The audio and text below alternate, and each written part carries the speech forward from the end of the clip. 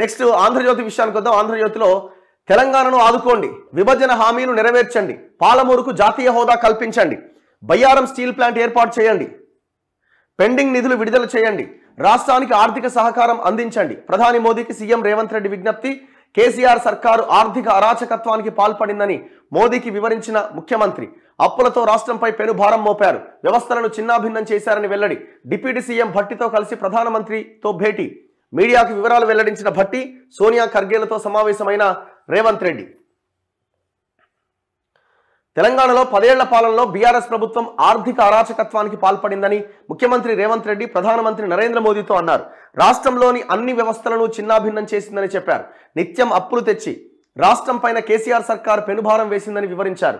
ఈ పరిస్థితుల్లో రాష్ట్ర ప్రయోజనాలను కాపాడుతూ భవిష్యత్తు తరాల కోసం అన్ని రకాలుగా ఆర్థికపరమైన సహాయ సహకారాలు అందించాలని ప్రధానమంత్రిని కోరారు. రాష్ట్ర పునర్వ్యవస్థీకరణ చట్టంలో ఇచ్చిన విభజన హామీలను నెరవేర్చాలని, రాష్ట్రానికి రావాల్సిన పెండింగ్ నిధులను విడుదల చేయాలని విజ్ఞప్తి చేశారు. పాలమూరు రంగారెడ్డి ప్రాజెక్టుకు జాతీయ హోదా కల్పించాలని కోరారు రేవంత్ రెడ్డి. ఇట్లా వాళ్ళ భేటీ జరిగిందట. సో ఈ భేటీలో పలు కీలకమైన అంశాలు తెర మీదకి వచ్చినాయి. సో మరి ఎంతవరకు వాళ్ళు సహకరిస్తారు, వీళ్ళు ఏ రకంగా రాష్ట్రాన్ని పరిపాలిస్తారన్నది మనం భవిష్యత్తులో రాబోయే రోజుల్లో చూడాలి. కాంగ్రెస్ ఏర్పడ్డాక రేవంత్ రెడ్డి తొలిసారి మంగళవారం ప్రధానమంత్రిని మర్యాదపూర్వకంగా కలిశారు.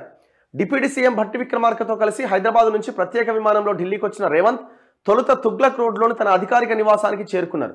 అరగంట తర్వాత లోక్ కళ్యాణ్ మార్గ్లోని మోదీ అధికారిక నివాసానికి చేరుకున్నారు.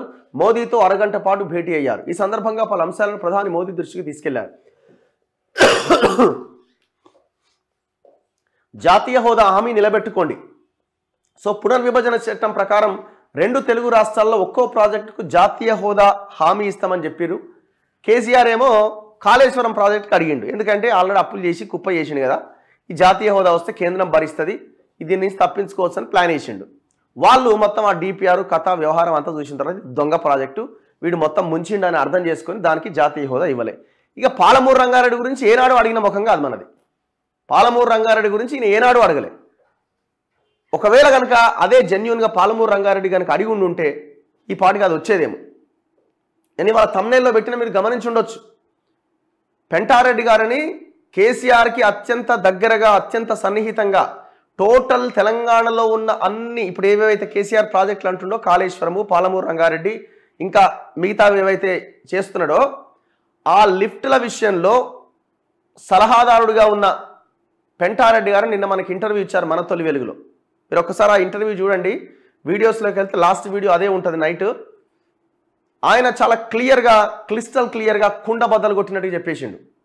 టోటల్ కేటీఆర్ చుట్టూ ఒక కోటరీ చేరింది, మొత్తం నాశనం చేసింది, ఏం చెప్పినా ఎవడూ పట్టించుకోలేదు. నేను సలహాదారుడిగా ఉన్నప్పటికీ నా నుంచి పోవాల్సిన ఫైల్స్ దొడ్డిదారిన వెళ్ళిపోయినాయి. మెగా కృష్ణారెడ్డి కావచ్చు, ఇంకా మిగతా వాళ్ళు అందరూ కలిసి టోటల్ వాళ్ళ చేతుల్లోకి తీసుకున్నారు, నాకు సంబంధం లేదు అని తేల్చేసిండు ఆయన. మీకు తెలిసి పెంటారెడ్డి గారు, కాకపోతే వీళ్ళు పాపైన పెంటారెడ్డి గారు కరప్ట్ కాదు కానీ వీళ్ళు కేసీఆర్ని మోస్తూ వచ్చారు. సమస్య అక్కడే ఉంది.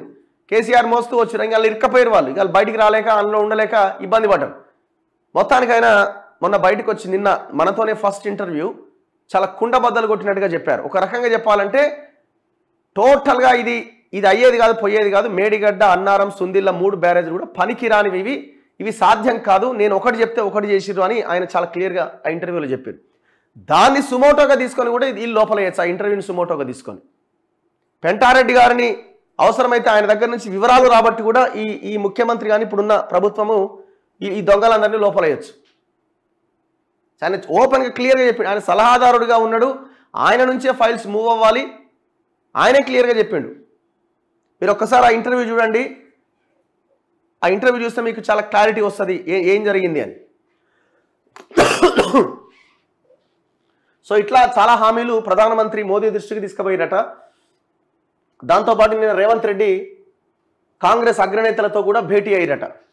సో వాళ్ళకి ప్రధానంగా ఉన్న సమస్య ఏంటంటే క్యాబినెట్ విస్తరణ, నామినేటెడ్ పదవులు, ఎవరెవరికి నామినేటెడ్ పదవులు ఇవ్వాలి, కార్పొరేషన్ చైర్మన్లు, మిగతావి రేపు ఎమ్మెల్సీ ఇవన్నీ ఉన్నాయి, ఎంపీ ఎలక్షన్స్ ఉన్నాయి. దాంతోపాటు క్యాబినెట్లో ఇంకా 6 మంత్రుల్ని తీసుకోవాలి. సో 6 మంత్రులకు సంబంధించిన లెక్క ఇంకా తేలట్లేదు, ఎవరెవరిని తీసుకోవాలన్నది. సో ఆ విషయంలో ఆయన భేటీ అయినట్టుగా మనకు కనబడతా ఉన్నది.